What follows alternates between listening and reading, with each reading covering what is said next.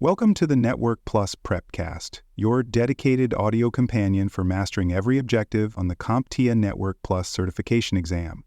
This series is produced by baremetalcyber.com. Wireless networks require additional protections because the airwaves they use are inherently accessible to anyone within range.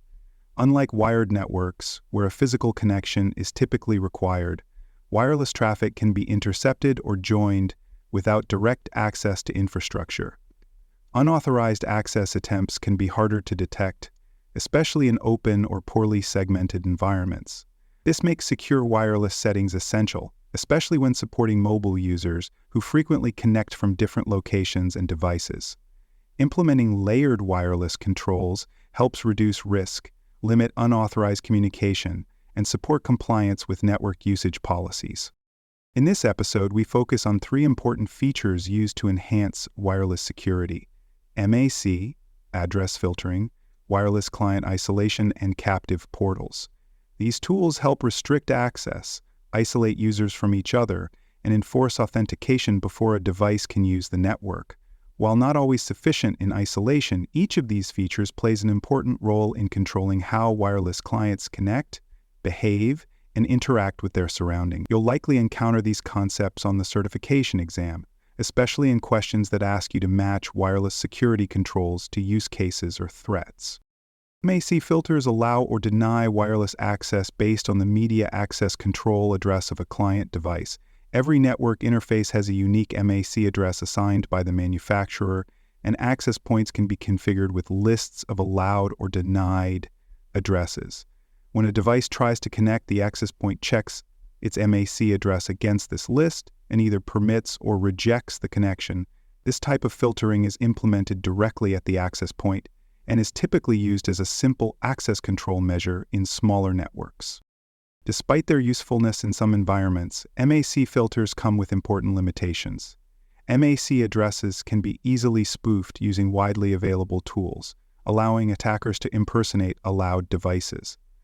Additionally, maintaining a list of authorized MAC addresses becomes difficult as the number of users grows, making the technique impractical for large or dynamic environments. On its own, MAC filtering provides minimal protection and should not be relied upon as a standalone security mechanism.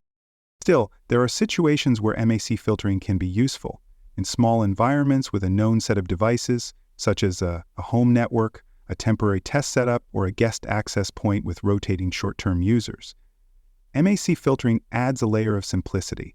It's also useful when a network needs to restrict access temporarily without implementing more complex controls. Because of its limitations, MAC filtering is more appropriate for non-enterprise environments where scale and spoofing are less of a concern.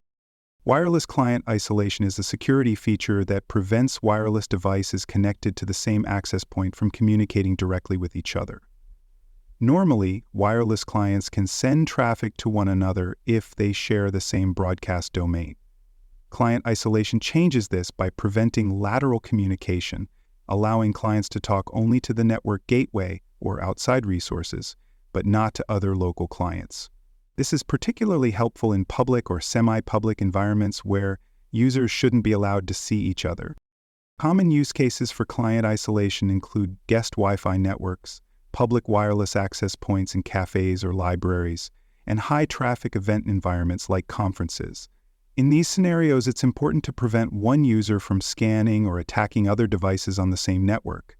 Client isolation ensures that even if multiple users share the same access point and network credentials, their devices remain logically separated and protected from local threats. Captive portals are access control systems that redirect users to a web page before granting them full network access. Typically used on guest wireless networks, these portals present terms of use, logging forms, or registration steps that users must complete. Once authenticated or accepted, the user is granted access to the internet or specific network services.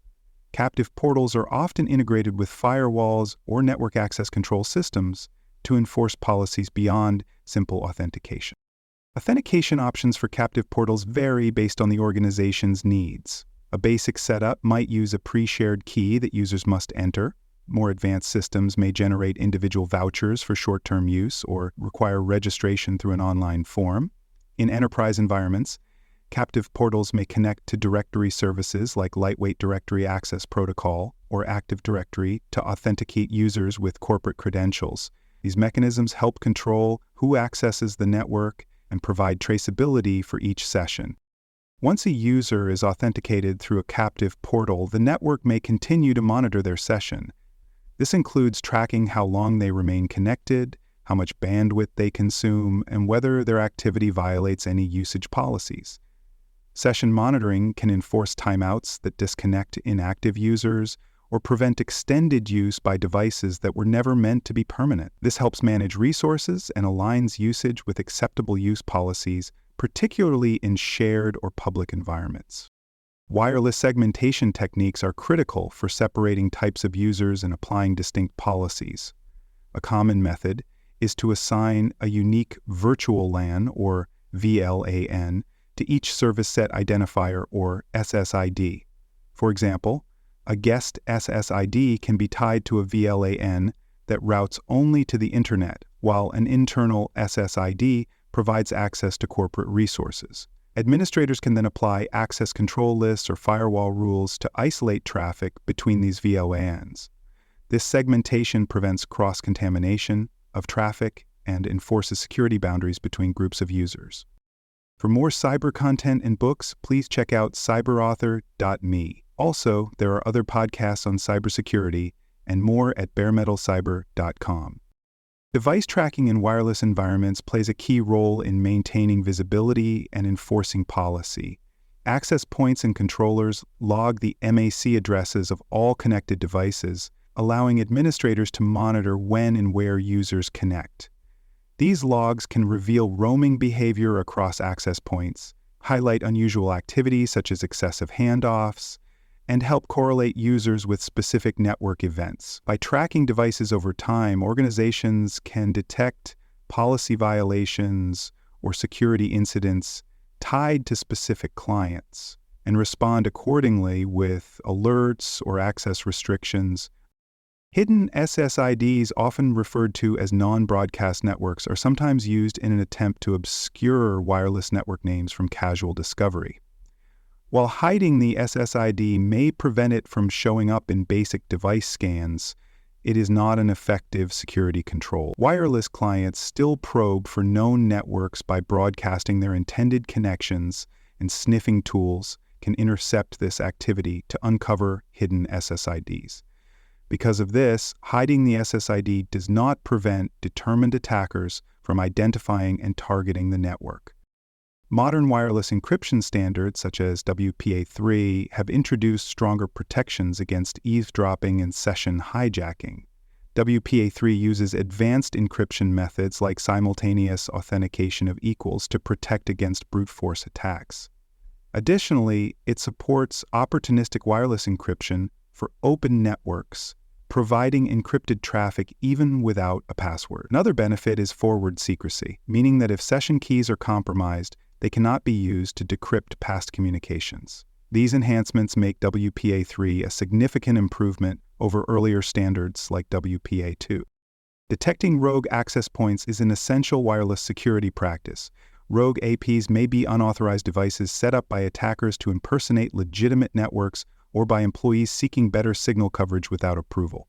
Monitoring for rogue SSIDs, mismatched security settings, or duplicate channels can reveal unauthorized activity. Wireless intrusion prevention systems and controller-based alerts are often used to identify and respond to these threats. Once discovered, rogue APs can be isolated using switch port shutdowns, wireless jamming, or policy enforcement tools. Wireless threat mitigation relies on applying multiple layers of protection. No single control, such as encryption, MAC filtering, or client isolation, is sufficient on its own. Effective wireless defense involves combining strong authentication, secure encryption, traffic segmentation, and behavioral monitoring. User training is also crucial, as many wireless threats involve human error or manipulation, such as connecting to fake access points or falling for captive portal phishing attempts. A defense in-depth approach ensures that even if one layer fails, others remain in place to stop or detect the threat. Legal and privacy considerations must be taken into account when implementing advanced wireless controls, especially those that involve monitoring or user data collection. Some jurisdictions require organizations to retain logs of user sessions, bandwidth consumption, or authentication attempts. Others mandate clear disclosure to users regarding data collection practices. Captive portals may need to display terms of use or data privacy policies, particularly in public-facing environments. Compliance with laws like GDPR, CCPA, or sector-specific regulations is necessary to avoid penalties and maintain trust. On the certification exam, expect questions that require matching wireless controls to their use cases. You might be asked when to apply client isolation, how MAC filtering behaves under certain conditions, or which types of authentication are supported by captive portals.